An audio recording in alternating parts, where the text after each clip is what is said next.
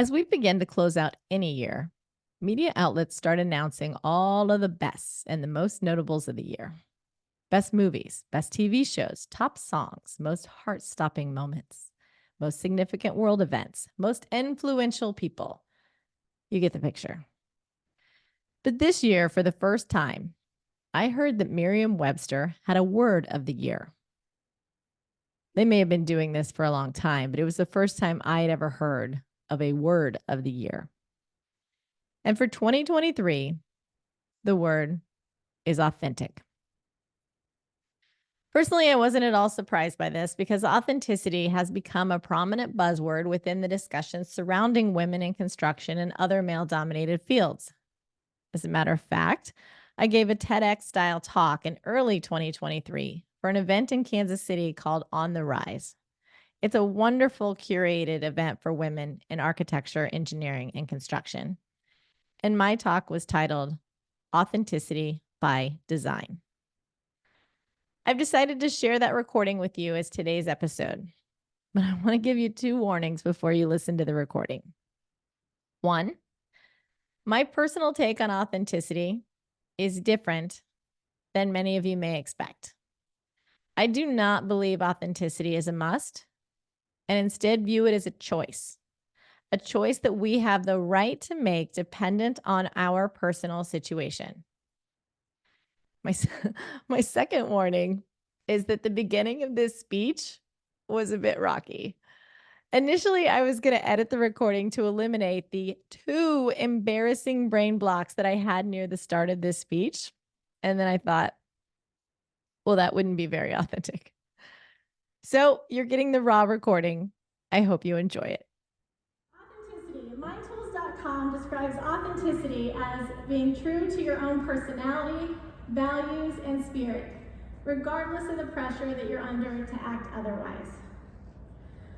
I think that we as women in construction, engineering, and architecture, many times we feel torn between being who we are, being ourselves, and being who we feel like we need to be, or acting in a way that we feel that we need to act, to be successful women in such male-dominated fields. Sorry, I just lost my train of thought. Give me a second. I've never been in front of this many women. I am so used to being the only woman in the house. I am a little overwhelmed by seeing all of you here today. It is such a great experience. I'm so glad I was invited to be here. Okay, so authenticity. It is something that we struggle with. It is something that I have struggled with.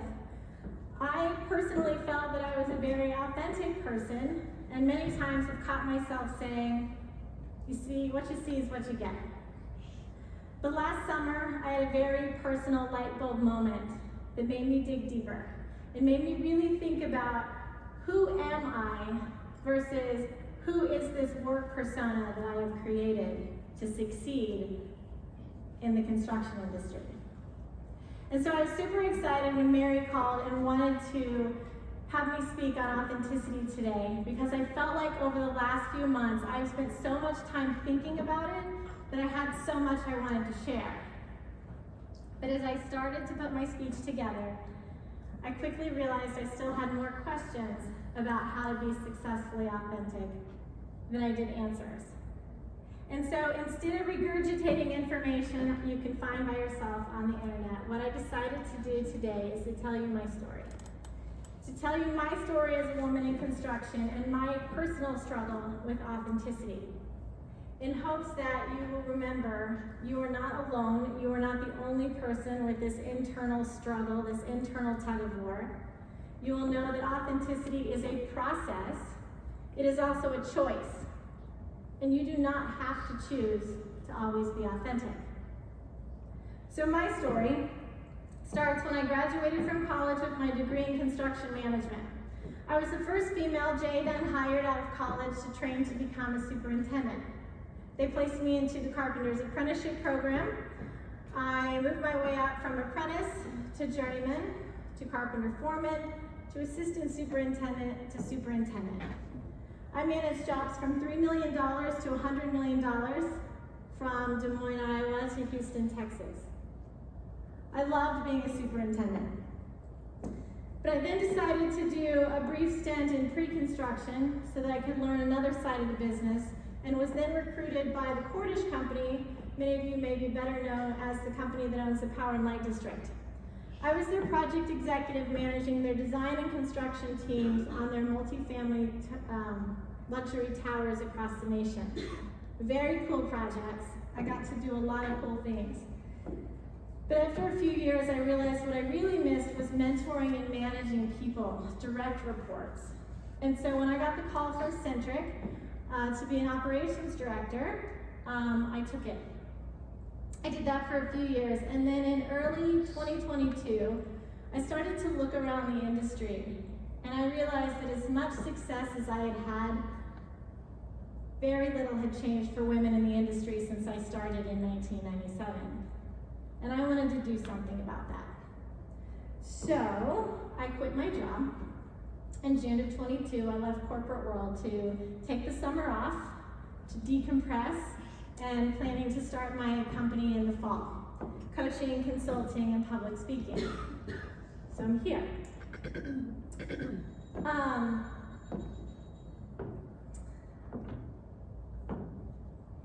Sorry, that's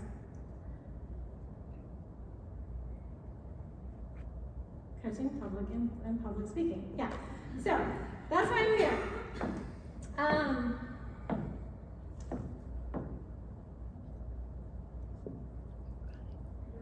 What is wrong with me?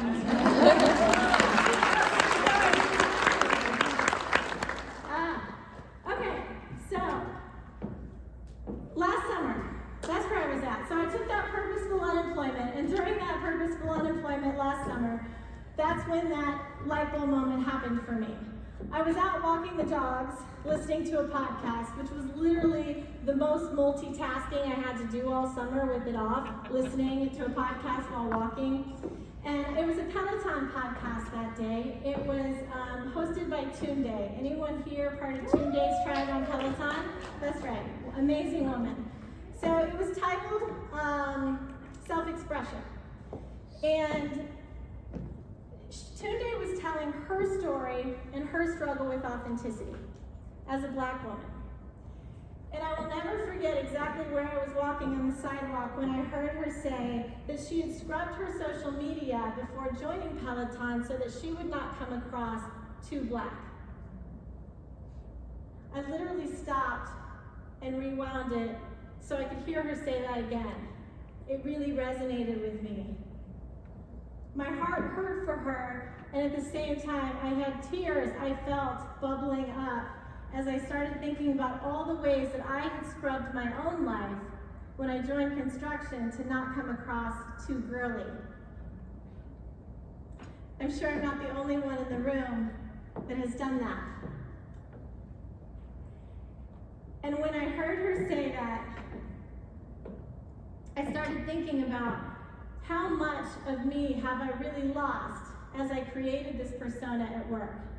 And what did I change about myself? So this is what I changed. I immediately, when I started in construction, I became a very private person.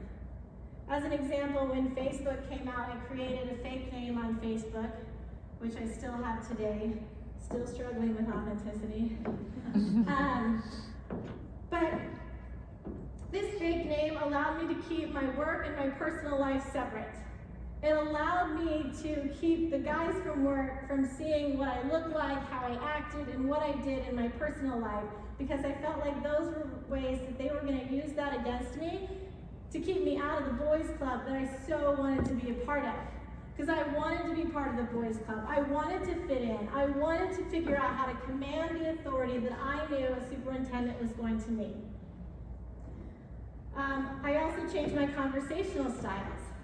So this happened after I watched my labor foreman and carpenter foreman on my very first job get into this very loud, nose-to-nose, finger-pointing, screaming match. And 15 minutes later, it was like it never happened. And I thought, women don't communicate like that. I don't know how to do that, and I need to learn how to have a heated discussion and walk away and not take it personal. So that night when I left work, I went to Barnes & Noble and I bought a book called Talking from 9 to 5 by Deborah Tannen, and it wasn't long before my female conversational styles were in the past. What I also did was I changed my appearance. And for your viewing pleasure, I have photos to prove that. So this black and white photo, which you're not going to be able to see everything I'm telling you. This is what I looked like when I graduated college.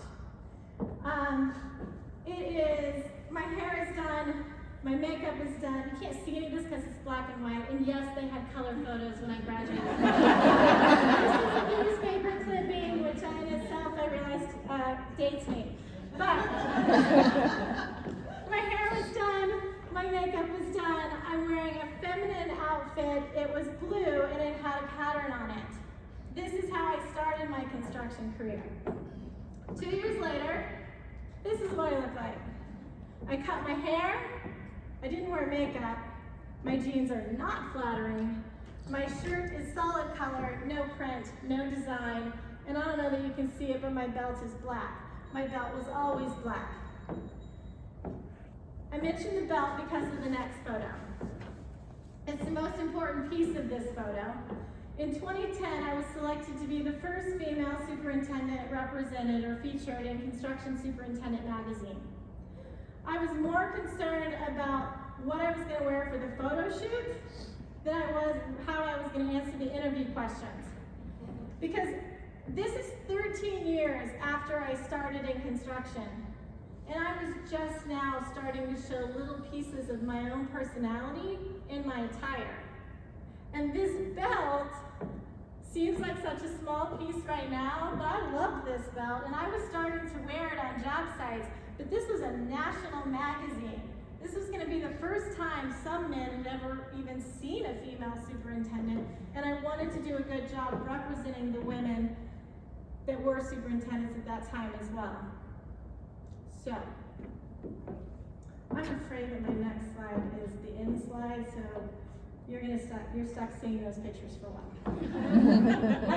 So something else that I changed was, and I think a lot of this is for the better, I learned to stand up for myself, for my ideas and my opinions, and this did not come naturally for me, and I think many of us in the room it does not come naturally for either. It came out of necessity. And I will never forget the first time I stood up for myself on the job site. And I'm going to tell you about it. So there was a guy on the job site, my very first job site. He was a real piece of work. He was not nice to me, to say the least. He did everything he could to make sure I knew I was not welcome. Let's call him Don, because that was his name and he deserves to be called out.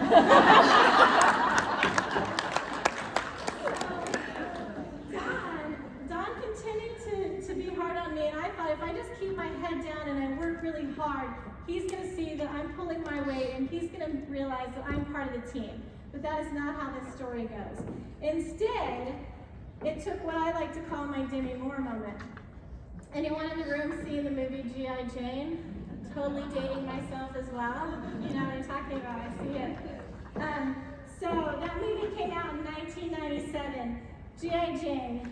Demi Moore was one of the first women recruited for, or the first woman recruited for this specialty SEALs team, Special Forces team. And there's a space in this movie where she's getting the literal crap beat out of her by her master sergeant. And when he's done beating the crap out of her, he turns to her team and he says, "It is her presence alone that makes each of us men vulnerable." As if that was okay. That was the reason for beating her up. Demi Moore gets off the ground, blood coming out of her mouth, and she says 3 words to him, which I cannot repeat in this forum, but I will tell you that it had something to do with an action regarding a piece of anatomy that she does not have. And when she said those 3 words, it changed the trajectory of her career. So I went into work on Monday, and when Dawn started pushing my buttons and I'd had all that I could have, I gave those 3 words to Dawn. I'll never forget it. It was like the job site fell silent, and they just looked at me, and then they started laughing. And then I was officially part of the team. And Dawn never picked on me again. It was in that moment that I learned that it was a game, and I learned to play the game. I learned that Tough Girl Barb was the one that got results. That's not who I was, it's who I became. So, looking back, would I change anything? Would I change decisions that I made regarding my authenticity? I personally would not. Not because they were necessarily the right decisions, not that they are decisions I would suggest you make today, but because they are what brought me to this literal stage. They are the decisions that gave me experiences that led me to a platform that allowed me to make a difference for women that do what we do. But although there were benefits that I received from changing who I was, I recognize that there were also costs. 3 costs I want to mention with you today. One goes back to that saying and the word spirit. When I started in construction, I was quickly given the nickname Sunshine. And once I learned male communication styles and I found my voice, I rarely heard anyone call me Sunshine. 3 weeks after I quit my job, bless you, in June last year, I heard someone call me Sunshine again. And they followed it up by saying, "This is the happiest I've seen you in a really long time." That kind of sucked. It also cost me friendships. Because what I didn't tell you is that for the first 15 years of my career, I avoided other women like the plague. I told you at the beginning I was a little uncomfortable. I wanted so bad to be part of the boys' club that I avoided other women. And because of my male communication styles, I struggled to connect with women outside of our industry. So it cost me friendships. It also cost me community. There's something about community when you're even at work, when you're going through difficult times in your life, having those people with you. But I created such a separation between my work and my personal life that I went through all of the hard stuff basically alone.